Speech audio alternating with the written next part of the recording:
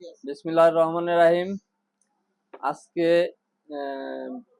Smart fashion পক্ষ থেকে নতুন দোকান উদ্বোধনের প্রথম কাস্টমার আব্দুল হক, সে একটা বিশিষ্ট ব্যবসায়ী, বাজার ব্যবসায়ী।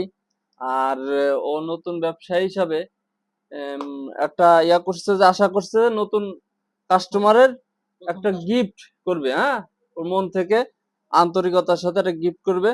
তা গিফটটা আব্দুল হক আন্তরিকতার সাথে তুমি ওনার কাছ থেকে গ্রহণ করো। দোয়ার পরে